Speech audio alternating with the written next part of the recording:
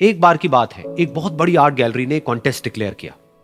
उसमें उन्होंने अनाउंस किया कि जो भी पेंटर पीस को डिपिक्ट करने वाली वर्ल्ड की सबसे अच्छी पेंटिंग बनाएगा उसको $10 मिलियन का इनाम मिलेगा। यह बात पूरी दुनिया में फैल गई और पूरी दुनिया से हजारों पेंटर्स ने अपनी अपनी पेंटिंग भेजी उस कॉन्टेस्ट में पार्टिसिपेट करने के लिए। उन हजारों पेंटिंग्स में से जो इस कॉन्टेस्ट के जजेस थे उन्होंने फाइनली 100 पेंटिंग्स को शॉर्टलिस्ट किया और उन 100 पेंटिंग्स की एक एग्जीबिशन लगाई। उस एग्जीबिशन में इन सारे पेंटर्स को तो इनवाइट किया ही किया, साथ ही साथ मीडिया वाले भी बैठे हुए थे और मीडिया वालों के साथ हजारों लोगों की भीड़ भी जमा थी। क्योंकि प्राइज अमाउंट इतना बड़ा था तो सबका इंटरेस्ट था ये जानने में कि कौन जीतेगा, कि वो पेंटिंग कैसी होगी और कौन वो पेंटर होगा जिसको इतना बड़ा अमाउंट मिलेगा। फाइनली वो दिन आ ही गया। वहां पर सारी ही पेंटिंग्स देखने लायक थी और एक से बढ़कर एक थी। उसमें से कुछ पेंटिंग्स थी जहां पर सबसे ज्यादा भीड़ थी। जैसे एक पेंटिंग थी जहां पर एक बिल्कुल साफ पानी की नदी बह रही थी, जिसके पीछे कुछ पहाड़ थे, उसके ऊपर बर्फ जमी हुई थी और पीछे से सनराइज हो रहा था। एक और पेंटिंग थी जहां पर पेंटर ने पीस को डिपिक्ट किया था फुल मून नाइट के थ्रू, यानी कि एक बिल्कुल पीसफुल लेक थी जिसका पानी बिल्कुल स्टिल था, इतना स्टिल कि उसके अंदर आप रिफ्लेक्शन देख सकते थे आसपास में जो भी कुछ था उसका, बिल्कुल एक मिरर की तरह। और बिल्कुल डार्क आसमान में कुछ तारे चमक रहे थे और एक चांद चमक रहा था। उसके अलावा एक पेंटिंग थी जिसमें बिल्कुल सफेद बादल थे, नीला आसमान था और बिल्कुल हरी हरी घास थी। यानी कि सारी ही पेंटिंग्स ऐसी जिसको देख करके ही मन शांत हो जाए।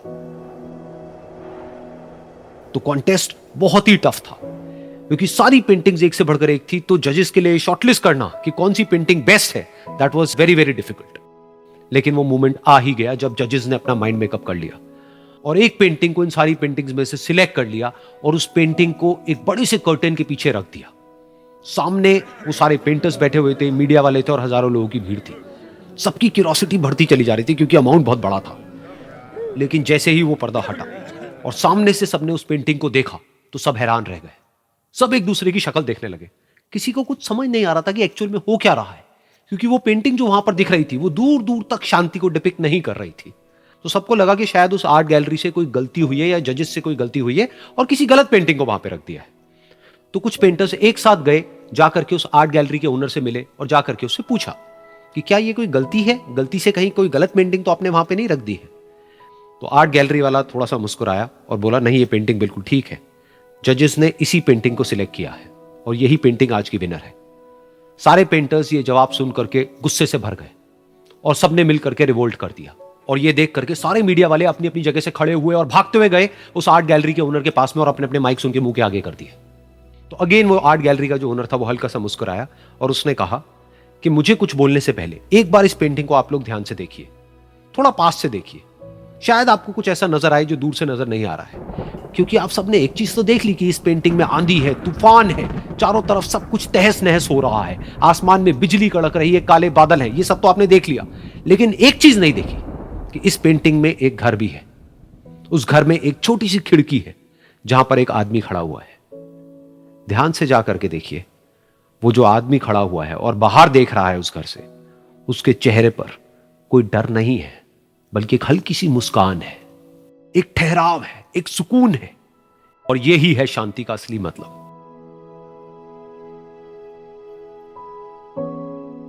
यानी कि शांति का मतलब यह नहीं है कि हमारे बाहर सब कुछ शांत है और फिर हम शांत हैं, क्योंकि वो टेम्पररी है। असली शांति का मतलब यह है कि हमारे बाहर चाहे जो कुछ भी हो रहा हो, हम अंदर से पूरी तरह से शांत हैं, हमारा मन शांत है। क्योंकि जिसका मन शांत नहीं है उसको चाहे आप कितनी भी सुंदर से सुंदर जगह पर ले जा करके बिठा दो, वो वहां पर भी जाकर के दुखी ही रहेगा। लेकिन दूसरी तरफ से जिसका मन शांत है, उसके बाहर चाहे कुछ भी हो रहा हो, चाहे मौसम कैसा भी हो, चाहे उसके आसपास में सब कुछ तहस नहस हो रहा हो, तूफान हो, लेकिन वो अंदर से बिल्कुल शांत रहेगा। और यही है शांति का असली मतलब।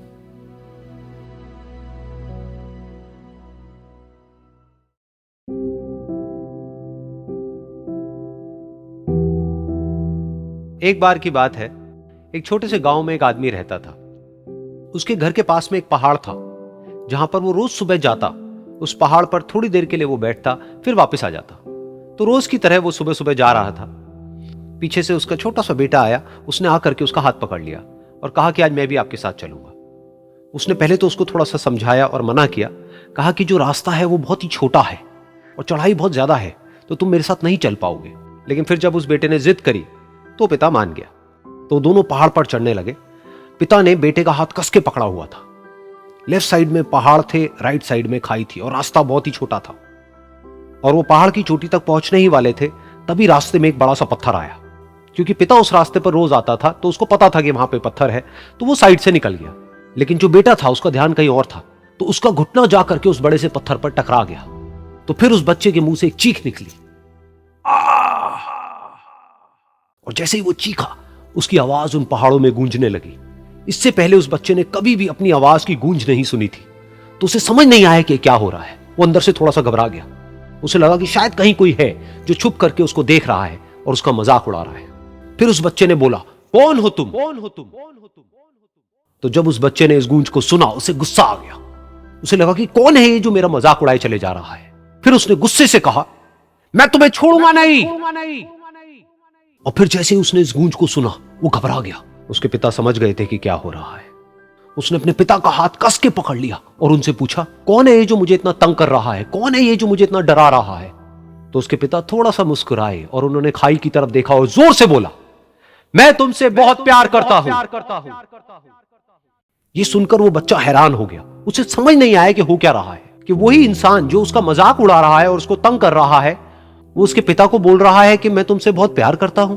तो उसके पिता ने अपने बेटे को देखा और वो समझ गए कि उसके मन में क्या चल रहा है। और फिर दोबारा उन्होंने बोला, तुम बहुत अच्छे हो।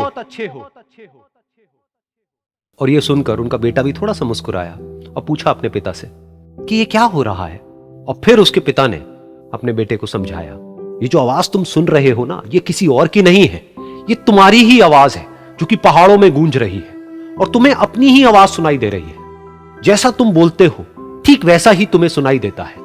अगर तुम गुस्से से कुछ कहोगे तो पलट करके जो आवाज आएगी उसमें भी गुस्सा होगा, लेकिन अगर तुम कुछ अच्छा कहोगे तो वो आवाज भी अच्छी होगी। बिल्कुल इसी तरह से हमारी जिंदगी में भी होता है। जैसा तुम अपने मन में इस जिंदगी के बारे में सोचते हो, ये जिंदगी तुम्हारे लिए बिल्कुल वैसी ही हो जाती है। अगर तुम मन ही मन अपने आप को ये बोलते रहोगे कि मेरी जिंदगी तो बहुत ही बुरी है, तो तुम्हारी जिंदगी सच में बुरी हो जाएगी। और अगर तुम अपनी जिंदगी से प्यार करोगे तो तुम्हारी जिंदगी भी तुमसे प्यार करेगी। ये बात उस बच्चे के दिमाग में घर कर गई और फिर वो दोनों उस पहाड़ की चोटी पर गए। लेकिन बच्चे के दिमाग में यही बात घूम रही थी। और फिर वो बच्चा खिलखिला के हंसा और उसने अपने दोनों हाथ खोले और अपनी पूरी ताकत से बोला, मैं तुमसे बहुत प्यार करता हूं।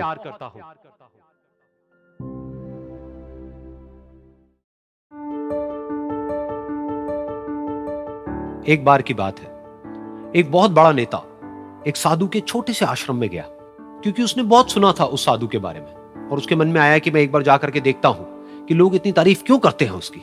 तो जब वो उस आश्रम में गया तो वहां पर एक छोटा सा कमरा था जहां पर एक कालीन बिछा हुआ था। वहां पर कुछ लोग बैठे हुए थे नीचे और साधु जी सामने बैठे हुए थे। कुछ सवाल जवाब चल रहा था। तो जैसे ही वो अंदर गया, वो अकेला नहीं था, उसके साथ में 4 बॉडीगार्ड्स भी थे। और उसको ये आदत थी कि जहां पर भी वो जाता था लोग अपनी जगह से खड़े हो जाते थे, उसकी तरफ देखते थे, हाथ जोड़ते थे, अपना सर झुकाते थे। लेकिन यहां पर ऐसा कुछ भी नहीं हुआ। साधु ने उसकी तरफ देखा तक नहीं, क्योंकि वो साधु किसी के सवाल का जवाब दे रहे थे। लेकिन नेता को इस बात पे गुस्सा आ गया। नेता को लगा कि ये मेरी बेइज्जती है।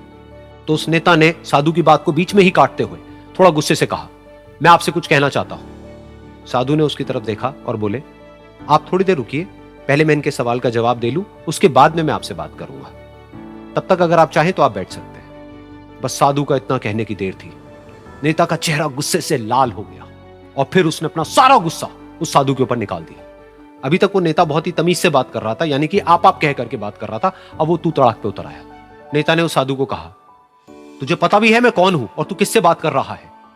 साधु ने उसकी तरफ देखा और कहा, मुझे इससे कोई फर्क नहीं पड़ता कि आप कौन हैं, लेकिन आप जो कोई भी हैं, अगर आप चाहते हैं कि मैं आपके सवाल का जवाब दूं या आपसे बात करूं तो आपको कुछ देर रुकना होगा। और साधु के ये कहते ही नेता गुस्से से पागल हो गया और वहीं सबके सामने चीखने चिल्लाने लग गया, अब मैं तुझे तेरी असली औकात दिखाऊंगा।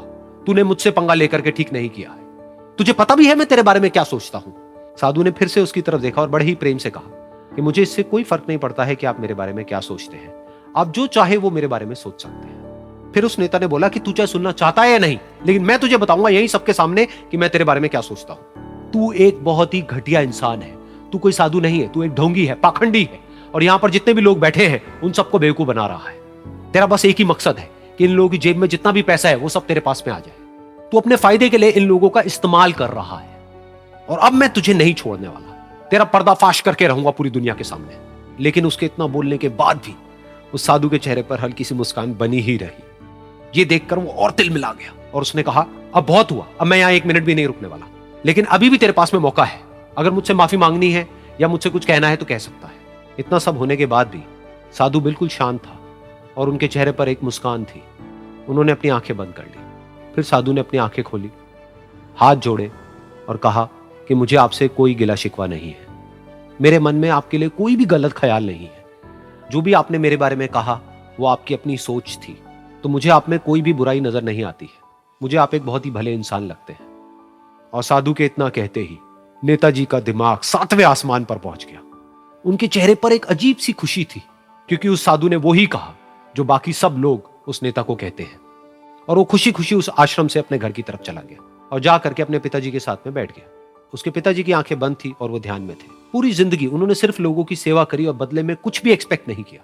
तो थोड़ी देर बाद जब उन्होंने अपनी आंखें खोली और देखा अपने बेटे को अपने साथ बैठे हुए, तो उनके बेटे के चेहरे पर आज एक अजीब सी खुशी थी जो आज से पहले उन्होंने कभी नहीं देखी थी। फिर उसने एक एक करके सब कुछ बताया कि आज क्या हुआ, किस तरह से वो आश्रम गया, वहां पर क्या हुआ, उसने क्या कहा, उन्होंने क्या कहा। तो जब इसके पिताजी ने पूरी बात सुनी तो थोड़ा सा मुस्कुराए और अपने बेटे को देख करके बोले कि उन्होंने तुम्हारी तारीफ नहीं करी है, क्योंकि उन्होंने वो नहीं कहा कि जो तुम हो, उन्होंने वो कहा कि जो वो खुद है। और तुमने जो भी कुछ उनको कहा वो नहीं कहा कि जो वो है, बल्कि तुमने वो कहा जो तुम खुद हो। यही बात वेदों में भी कही गई है, यथा दृष्टि तथा सृष्टि। ये दुनिया तुम्हें वैसी नहीं दिखती है जैसी कि ये दुनिया है। ये दुनिया तुम्हें वैसी दिखती है जैसे तुम खुद हो। जिसकी नजर जैसी है उसके लिए ये दुनिया वैसी ही है। तो अगर तुम अपनी दुनिया को बदलना चाहते हो तो उसका सिर्फ एक तरीका है, अपनी नजर को बदलो।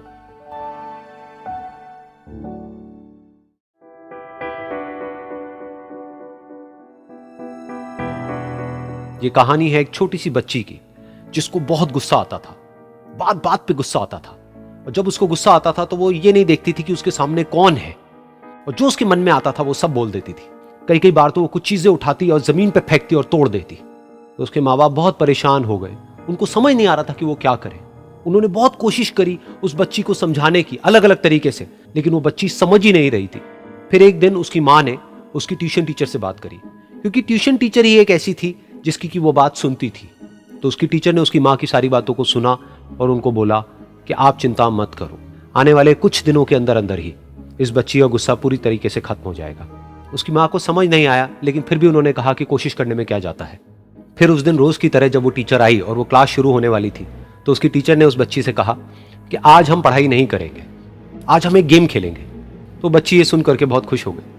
फिर टीचर उस बच्ची के साथ में उस घर के पीछे एक दीवार के पास में जाकर के खड़ी हो गई, और उस टीचर ने उस बच्ची को कहा कि गेम ये है कि अब जब भी तुम्हें गुस्सा आए, तुम्हें कील लेनी है और यहां पर आकर के इस दीवार में गाड़ देनी है, थोड़ी सी, जितनी हो सके।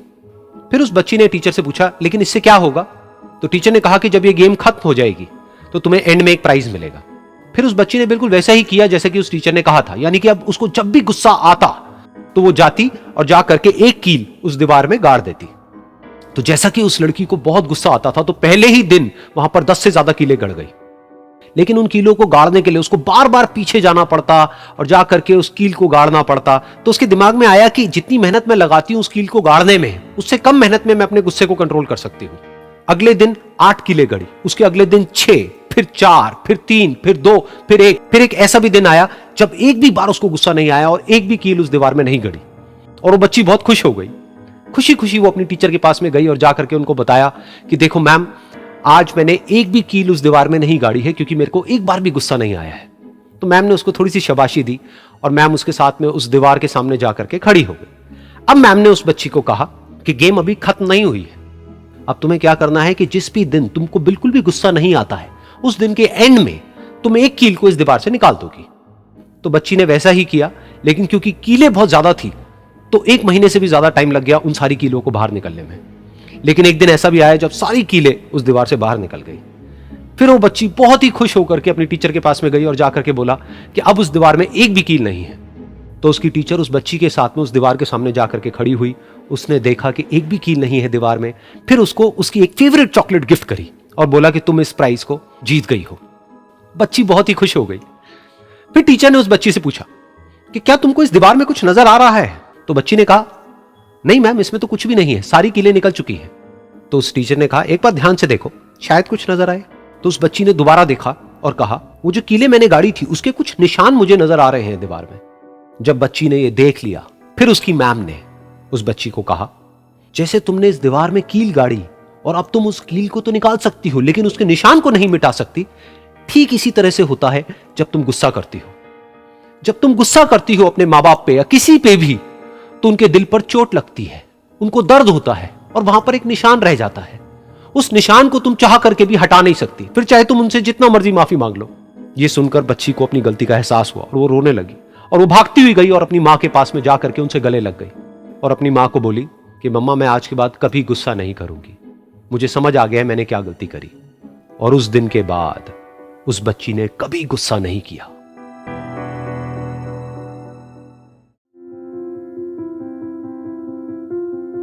एक बार एक लड़की ने एक एंट्रेंस एग्जामिनेशन को क्रैक करने की बहुत कोशिश करी, बहुत मेहनत करी, लेकिन उसके बाद भी वो उसको क्रैक नहीं कर पाई, जिसकी वजह से वो अंदर से पूरी तरह से टूट गई, बहुत परेशान रहने लग गई, दुखी रहने लग गई। उसके पिता से अपनी बेटी की यह हालत देखी नहीं गई। फिर उन्होंने एक दिन अपनी बेटी को बुलाया और उन्होंने अपनी बेटी को कहा कि तुम मेरे साथ एक बार किचन में चलो, मुझे तुम्हें कुछ दिखाना है। किचन में पहले से ही उन्होंने गैस स्टोव के ऊपर 3 बोल रखे हुए थे। फिर उन्होंने उन तीनों बोल्स के अंदर पानी भरा, एक के अंदर कुछ आलू डाले, एक के अंदर कुछ अंडे और एक के अंदर कॉफी बीन्स, और उसको उबलने के लिए छोड़ दिया। उसके बाद में 5 मिनट हो गए, 10 मिनट हो गए, 20 मिनट हो गए और वो वहां पर खड़े रहे अपनी बेटी के साथ में और उसको देखते रहे।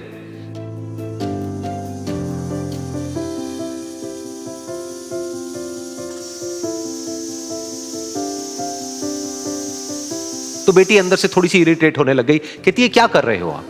तो उसके पिता ने कहा कि सिर्फ 1 मिनट और रुको, तुमको सब समझ आ जाएगा। फिर उसके बाद में एक एक करके उन्होंने गैस स्टोव को बंद किया और जो पहला बोल था उसमें से आलू निकाले और निकाल करके एक प्लेट पे रख दिए।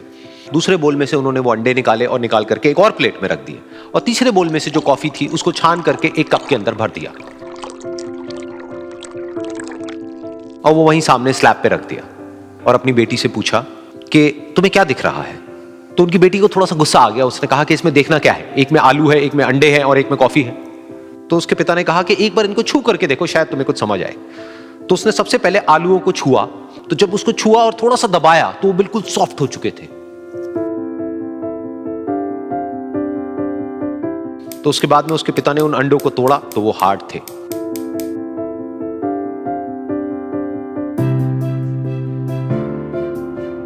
और फिर उसके पिता ने वो कॉफी वाला कप उठाया और अपनी बेटी को कहा कि एक बार इसको सूंघ करके देखो। तो जब उनकी बेटी ने उस कॉफी को सूंघा तो उसके चेहरे पर एक स्माइल आ गई। फिर उसके पिता ने अपनी बेटी को कहा कि तुमने ध्यान से देखा कि क्या हुआ यहां पर? ये तीनों ही बिल्कुल एक ही सिचुएशन में गए, लेकिन तीनों ने अलग अलग तरीके से रिस्पॉन्ड किया।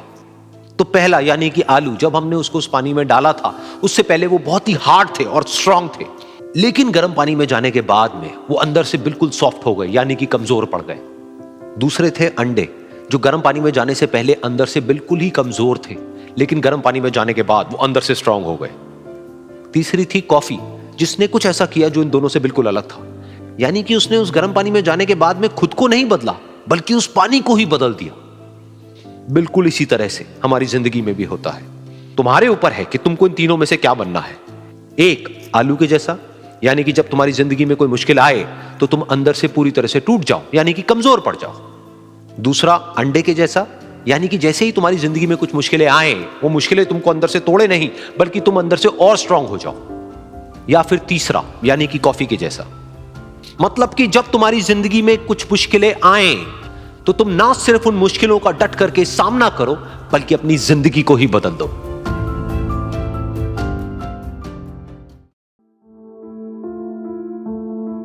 ये कहानी है 2 दोस्तों की जो कि एक छोटे से गांव में रहते थे। एक बार वो दोनों किसी काम से शहर गए और वापस अपने गांव लौट रहे थे। उनके गांव तक पहुंचने के लिए उनको एक घने जंगल से होकर के गुजरना था और जब वो उस जंगल से गुजर रहे थे तो एक दोस्त को प्यास लगी और वो पानी ढूंढने के लिए रास्ता भटक गए। थोड़ी ही देर बाद शाम हो गई और रात होने ही वाली थी। तो उन दोनों की नजर एक गुफा पे पड़ी जो कि पेड़ों से घिरी हुई थी चारों तरफ से। तो उन्होंने सोचा कि यही जगह ठीक है रात बिताने के लिए। तो दोनों ने कुछ लकड़ियां इकट्ठी करी, उस गुफा के अंदर गए और आग जला करके वहां पे बैठ गए। रात का वक्त था, गुफा के अंदर आग जल रही थी, बाहर बिल्कुल अंधेरा था और कुछ जानवरों की आवाजें आ रही थी। तो उन दोनों में से जो एक दोस्त था वो अंदर ही अंदर डरने लगा, क्योंकि उसने भूत प्रेतों की बहुत कहानियां सुनी थी कि रात के वक्त जंगल में कुछ भयानक आत्माएं भटकती हैं और अगर उनको कोई ऐसा भटका हुआ आदमी मिल जाए तो उसको नहीं छोड़ती। तो जब उसने भूत प्रेतों की बात अपने दोस्त से करी तो उसके दोस्त ने हंसते हुए उससे पूछा, क्या कभी तूने किसी भूत को देखा है? तो उसने कहा, नहीं मैंने तो नहीं देखा, लेकिन मेरे कुछ जान पहचान के लोग हैं जिन्होंने देखा है।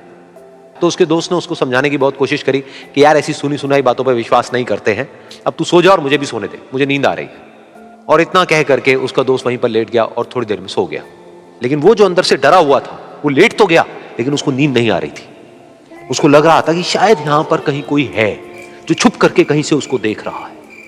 उस आग की वजह से कुछ परछाइयां बन रही थी वहां पर पत्थरों पर, तो उन परछाइयों को देख करके भी वो डर रहा था। फिर कुछ घंटे तक ऐसे ही चलता रहा। फिर उसके बाद में क्योंकि वो थका हुआ था तो उसको नींद आ गई। लेकिन नींद आने के कुछ देर बाद ही उसको एक सपना आया। सपने में उसको एक बहुत ही भयानक परछाई उसकी तरफ बढ़ती हुई नजर आई। अब जैसे जैसे वो अंदर से डरता चला जा रहा था, वो परछाई उसके और पास आती चली जा रही थी और बड़ी होती चली जा रही थी।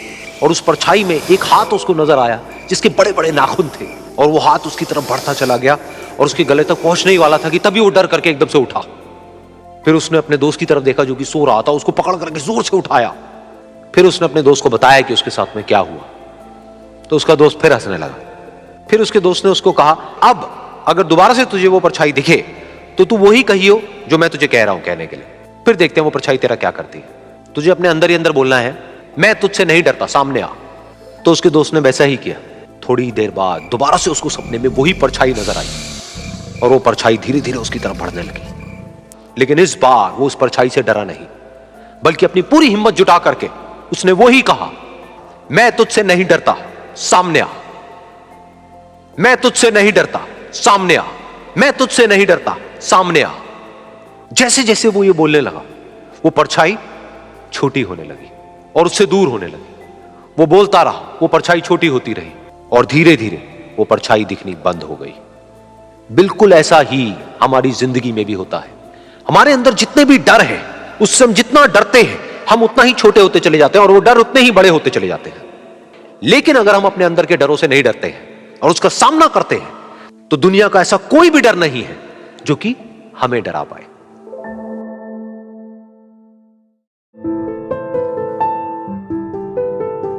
एक बार की बात है, कुछ साइंटिस्ट ने मिलकर के एक बहुत ही इंटरेस्टिंग एक्सपेरिमेंट किया।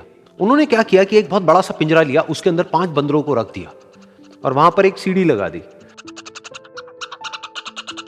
उस सीढ़ी के टॉप पर कुछ केले रख दी।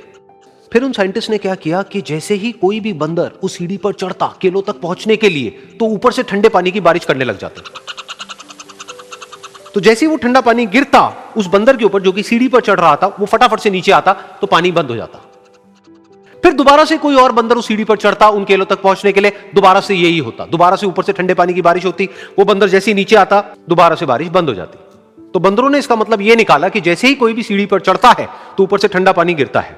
फिर उसके बाद में जैसे ही कोई भी बंदर उस सीढ़ी पर चढ़ने की कोशिश भी करता तो बाकी के बंदर सब इकट्ठे होकर के उसको पकड़ते, उसको मारते, उसको पीटते और उसको नीचे गिरा देते। फिर दोबारा कोई कोशिश करता, दोबारा उसके साथ भी ऐसा ही होता।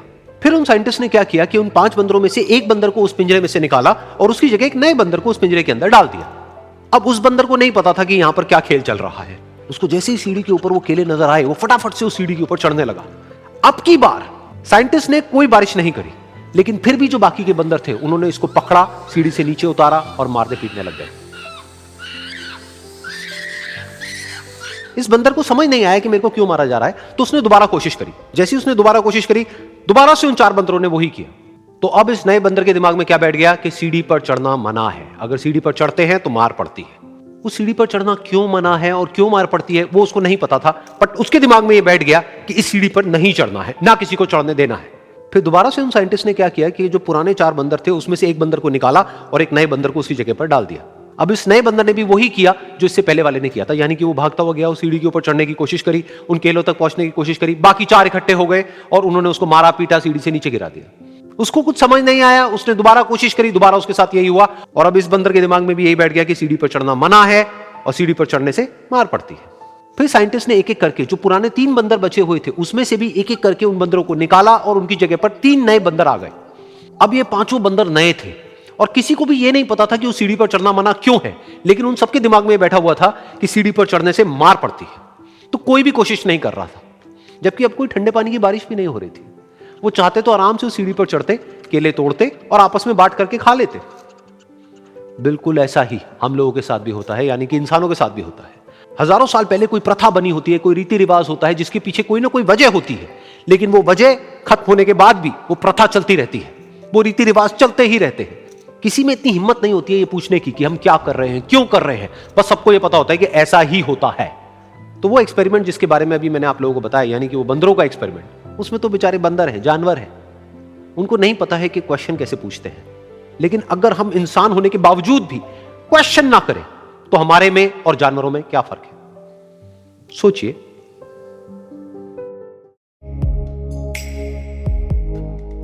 एक छोटा सा गांव था, वहां पर एक आदमी पहाड़ पर पत्थर तोड़ने का काम करता था। उसको अपनी जिंदगी से कोई गिला शिकवा नहीं था। पूरा दिन वो काम करता, मेहनत करता, दिन के एंड में जो थोड़ा बहुत पैसा मिलता वो जा करके अपने परिवार के साथ में थोड़ा सा टाइम स्पेंड करता और चैन से सो जाता। तो एक दिन रोज की तरह वो अपना काम खत्म करके अपने घर की तरफ जा रहा था, तो रास्ते में चलते चलते उसके मन में ख्याल आया कि ये भी कोई जिंदगी है कि सुबह से शाम तक मैं पत्थर तोड़ने का काम करता हूं और एंड में मेरे को थोड़े से पैसे मिलते हैं, जिसमें मुश्किल से मेरा और मेरे परिवार का गुजारा हो पाता है। काश कुछ ऐसा हो जाए कि कहीं से मुझे कोई ऐसी शक्ति मिल जाए कि जो भी मैं चाहता हूं वो सच हो जाए। वो अपने घर पर गया, उसने खाना खाया, लेकिन उसका ध्यान खाने की तरफ नहीं था, उसके दिमाग में यही ख्याल चल रहा था। उसके बाद में वो यही सोचते सोचते सो गया। फिर नींद आने के कुछ देर बाद उसको एक सपना आया। सपने में उसने देखा कि रोज की तरह वो अपना काम खत्म करके अपने घर लौट रहा था। रास्ते में उसने एक बहुत ही बड़ा घर देखा और उसके मन में आया कि काश ये घर मेरा होता और मैं इसका मालिक होता। और उसके ये सोचते ही वो उस घर का मालिक बन गया। उसको यकीन ही नहीं हो रहा था कि जो उसने सोचा वो बन चुका है। लेकिन उसकी खुशी ज्यादा देर नहीं टिक पाई, क्योंकि उसको एकदम से एक शोर सुनाई दिया। उसने अपने घर के बाहर देखा कि एक बहुत बड़ी रैली निकल रही है, जिसमें बीचों बीच एक पॉलिटिशियन है जो ऐसे ऐसे हाथ हिला रहा है, और वहां पर जितने भी लोग खड़े थे सब उसके नाम के नारे लगा रहे थे, उसके आगे हाथ जोड़ करके खड़े थे, सब उसको देखने के लिए तड़प रहे थे। तब उसको यह एहसास हुआ कि मैं कितना छोटा हूं उसके आगे। और फिर उसके अंदर से एक ख्याल उठा कि काश मैं ये पॉलिटिशियन होता और मेरे पास भी इतनी ही पावर होती जितनी कि इसके पास में है। बस उसका इतना सा सोचने की देर थी, वो पॉलिटिशियन बन गया। उसकी खुशी का ठिकाना नहीं था, क्योंकि उसके आसपास में हजारों लोगों की भीड़ थी और सब उसको देखने के लिए तरस रहे थे, तड़प रहे थे। लेकिन उसकी ये खुशी भी ज्यादा देर नहीं टिक पाई। धूप बहुत ही तेज थी और उस पॉलिटिशियन को आदत नहीं थी इतनी गर्मी में रहने की, तो उस धूप की वजह से उसको चक्कर आ गए और वो बेहोश होकर के गिर गया। फिर उसको एहसास हुआ कि ये पॉलिटिशियन सबसे ताकतवर नहीं है, ये जो सूरज है ये सबसे ताकतवर है। और उसके मन में आया कि काश मैं ये सूरज बन जाऊं तो मेरे आगे कोई नहीं टिक पाएगा। और उसका इतना सा सोचने की देर थी और वो सूरज बन गया और वो खुशी से पागल हो गया, क्योंकि पूरी दुनिया को वो ही रोशन कर रहा था और पूरी दुनिया में ऐसा कोई नहीं था जो कि उसकी रोशनी को रोक सके। लेकिन उसकी ये खुशी भी ज्यादा देर टिक नहीं पाई, क्योंकि कुछ ही देर बाद आसमान में कुछ काले बादल आए जिन्होंने कि उस सूरज की रोशनी को रोक दिया। फिर उसको यह एहसास हुआ कि इस दुनिया में ऐसा भी कोई है जिसमें दम है उसकी रोशनी को रोकने का। और उसके मन में एक ख्याल उठा कि काश मैं वो बादल बन जाऊं। और वो बादल बन गया और आसमान में उड़ने लगा। उसको ऐसा लगा कि मैं आसमान में उड़ रहा हूं और अब मैं जहां चाहे वहां जा सकता हूं। लेकिन कुछ देर बाद वहां पर एक बहुत तेज हवा का झोंका आया जो कि उन बादलों को उड़ा करके ले गया। अब फिर उसे ये समझ आया कि ये जो बादल हैं वो सूरज की रोशनी को तो रोक सकते हैं, लेकिन हवा को नहीं रोक सकते। ये हवा उनको बहा करके ले जाती है। फिर उसके मन में आया कि काश मैं ये हवा बन जाऊं, और वो हवा बन गया। हवा बनने के बाद में उसको अपने अंदर एक अलग ही ऊर्जा का अनुभव हुआ। वो चाहे तो आराम से बहता और चाहे तो आंधी बन करके, तूफान बन करके, जिसको भी चाहे उड़ा करके ले जाता। उसको ये विश्वास होने ही लगा था कि इस दुनिया में सबसे ज्यादा शक्तिशाली मैं हूं। लेकिन तभी उसके सामने आया एक पहाड़। उसने अपनी पूरी ताकत लगा दी, लेकिन उस पहाड़ को वो इतना सा भी नहीं हिला पाया। तब उसको यह एहसास हुआ कि इस दुनिया में कोई है जो हवा से भी ज्यादा शक्तिशाली है, जिसमें दम है उस हवा को रोकने का। फिर उसके मन में आया कि काश मैं ये पहाड़ होता, और वो पहाड़ बन गया। लेकिन हर बार की तरह इस बार भी उसकी खुशी ज्यादा देर तक नहीं टिक पाई। उसको एक जानी पहचानी सी आवाज सुनाई दी और साथ ही साथ उसको दर्द होने लगा, जैसे कि कोई है जो उसको तोड़ रहा है, उसको मार रहा है। तो दर्द से वो चीखने लगा और उसके मन में आया कि काश मैं वो बन जाऊं, क्योंकि इस पहाड़ को तोड़ने का दम रखता है। लेकिन इस बार उसकी ये ख्वाहिश पूरी नहीं हुई। वो रोने लगा, चीखने लगा, चिल्लाने लगा, उसने अपनी पूरी जान लगा दी, लेकिन इस बार वो नहीं बन पाया। उसका दर्द बढ़ता ही चला जा रहा था और दर्द की वजह से एकदम से उसकी नींद खुली और सामने शीशा था। उसने शीशे में देखा और उसको समझ आया कि सपने में मैं वो क्यों नहीं बन पा रहा था जो मैं बनना चाहता था, क्योंकि असलियत में मैं वो ही हूं।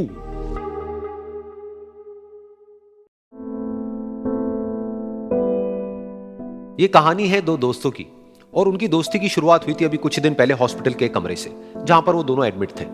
तो दोनों में से जो एक था, उसको अभी कुछ दिन पहले एक पैरालिसिस का अटैक आया था, जिसकी वजह से गर्दन के नीचे की उसकी पूरी बॉडी पैरालाइज हो गई थी और वो अपनी एक उंगली तक नहीं हिला सकता था। और पूरे दिन जो भी नर्स उसके पास में आती, वो उसको एक ही बात कहता कि मुझे कोई ऐसा इंजेक्शन दे दो जिससे कि मैं मर जाऊं, अब मैं और जीना नहीं चाहता, ऐसी जिंदगी का मैं क्या करूंगा। तो उसका जो दोस्त था उस कमरे में, क्योंकि वो चल फिर सकता था, तो रोज सुबह और रोज शाम को उस कमरे में एक खिड़की थी, उसके पास में जाकर के खड़ा हो जाता और अपने दोस्त को बताता कि उस खिड़की के बाहर क्या चल रहा है। बिल्कुल नीला आसमान है, सफेद बादल है, हल्की हल्की हवा चल रही है और कुछ पंछी उड़ रहे हैं।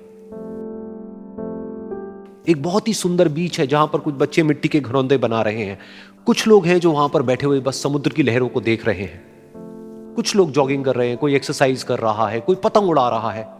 वहां पर एक आइसक्रीम की स्टॉल है जहां पर कुछ लोग आकर के आइसक्रीम खा रहे हैं। और सनसेट के टाइम पे जो पानी है वो पूरा गोल्डन हो जाता है और चमकने लगता है। तो शुरू में तो जब उसने वो सब बताना शुरू किया तो उसके दोस्त के ऊपर ज्यादा असर नहीं हुआ, लेकिन धीरे धीरे उसके अंदर जीने की चाह जागने लगी। अब वो सुबह का इंतजार करने लगा कि जल्दी से सुबह हो और मेरा दोस्त मुझे बताए कि आज यहां पर क्या हो रहा है। कुछ दिन तक ऐसे ही चलता रहा। फिर एक दिन जब वो सुबह उठा तो उसने देखा कि सामने वाला बेड खाली है। फिर उसने नर्स को बुलाया और उससे पूछा कि क्या वो डिस्चार्ज हो गया है। तो नर्स ने कहा कि आपको तो उन्होंने बताया होगा, उनके पास कुछ ही दिन बाकी थे और कल रात को ही उनकी डेथ हो गई है।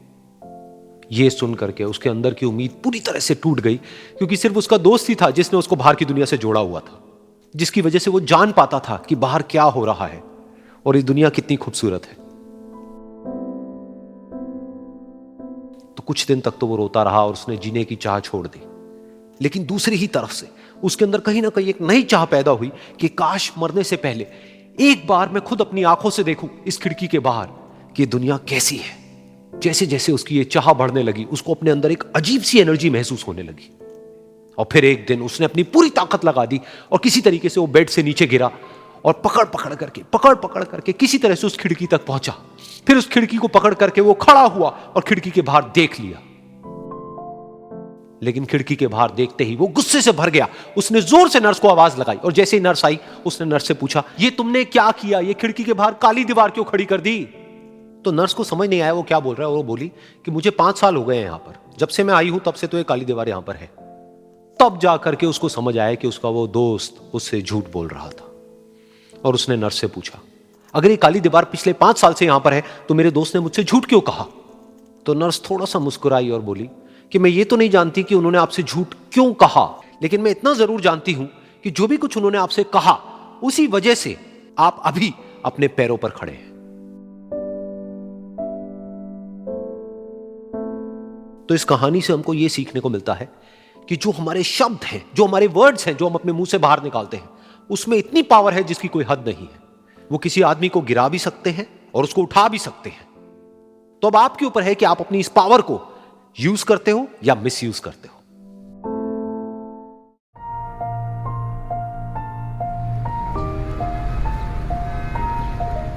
एक बार एक छोटी सी बच्ची हाथ में मिट्टी की गुल्लक लेकर के भागती हुई एक दवाइयों की दुकान पर गई। वो काफी देर तक वहां पर खड़ी रही, लेकिन दुकानदार का ध्यान उसकी तरफ नहीं गया क्योंकि और भी बहुत सारे लोग खड़े हुए थे। उसने दुकानदार को कई बार बुलाया, लेकिन वहां पर भीड़ इतनी थी कि दुकानदार का ध्यान उसकी तरफ गया ही नहीं। और फिर उस बच्ची को थोड़ा सा गुस्सा आया तो उसने अपनी मिट्टी की गुल्लक लेकर के वहीं काउंटर पर जोर से रख दी, जिसके बाद में जो दुकानदार था और जितने भी लोग खड़े थे वो सब उस बच्ची की तरफ देखने लग गए। और फिर उस दुकानदार ने उस बच्ची से पूछा, बेटे आपको क्या चाहिए। तो वो बड़े ही भोलेपन से बोली कि मुझे एक चमत्कार चाहिए। ये सुनकर के दुकानदार को कुछ समझ नहीं आया, ना ही वहां पर जो लोग थे उनको कुछ समझ में आया और सब उसकी तरफ देखने लग गए। फिर दुकानदार ने बोला, बेटे चमत्कार तो यहाँ पर नहीं मिलता है। तो बच्ची को लगा कि वो उससे झूठ बोल रहा है। तो बच्ची ने कहा कि मेरी गुल्लक में बहुत पैसे हैं, आप बताओ आपको कितने पैसे चाहिए, लेकिन मैं आज यहां से चमत्कार लेकर के ही जाऊंगी। तो वहीं काउंटर पे एक और आदमी खड़ा था, उसने उस बच्ची से पूछा कि बेटे क्यों चाहिए तुमको चमत्कार। तब उस बच्ची ने अपनी कहानी बताई कि अभी कुछ दिन पहले मेरे भाई के सर में बहुत तेज दर्द हुआ तो मेरे पापा मम्मी उसको हॉस्पिटल ले गए। उसके बाद कई दिन तक मेरा भाई घर नहीं आया। तो मैंने कई बार अपने पापा से पूछा, लेकिन उन्होंने मुझे कुछ नहीं बताया। उन्होंने बार बार यही कहा कि वो आ जाएगा, वो कल आ जाएगा, वो कल आ जाएगा, लेकिन वो आ ही नहीं रहा था। तो मैंने देखा कि मम्मी रो रही है। अब पापा मम्मी को कह रहे थे कि उसकी दवाइयों के लिए और उसके इलाज के लिए जितने पैसे चाहिए उतने मेरे पास में नहीं है। अब उसको कोई चमत्कार ही बचा सकता है। तब मुझे लगा कि अगर मेरे पापा के पास में इतने पैसे नहीं भी हैं तो क्या हुआ, मेरे पास में तो है। तो मैंने जितने भी पैसे जोड़ रखे हैं वो सारे लेकर के मैं इस दवाई की दुकान पर आई। फिर उस आदमी ने उस बच्ची से पूछा, कितने पैसे हैं तुम्हारे पास में? ये सुनते ही उस बच्ची ने अपनी गुल्लक उठाई, जमीन पर फेंकी और तोड़ दी और पैसे गिनने लग गई। बाकी सब लोग खड़े होकर के उसको देख रहे थे। थोड़ी देर बाद उसने सारे पैसे अपने हाथ में इकट्ठे किए और बोली, मेरे पास में पूरे 19 रुपए हैं। वो जो आदमी वहां पर खड़ा था वो थोड़ा सा मुस्कुराया और बोला कि अरे तुम्हारे पास में तो पूरे पैसे हैं, इतने का ही तो आता है चमत्कार। ये सुनकर के वो बच्ची बहुत खुश हो गई और बोली कि चलो मैं आपको अपने पापा से मिलवाती हूं। बाद में पता लगा कि वो आदमी कोई आम आदमी नहीं था, बल्कि एक बहुत बड़ा न्यूरोसर्जन था और उसने सिर्फ 19 रुपए में उसके भाई की सर्जरी करी और कुछ ही दिन बाद वो ठीक होकर के घर वापस आ गया। फिर कुछ दिन बाद वो बच्ची, उसका भाई, उसके पापा, उसकी मम्मी चारों एक साथ बैठे हुए थे और बात कर रहे थे। तो उसकी मम्मी ने उसके पापा से पूछा कि अब तो बता दो ये चमत्कार आपने किया कैसे? तो उन्होंने अपनी बेटी की तरफ देखा और बोले, ये चमत्कार मैंने नहीं, इसने किया है।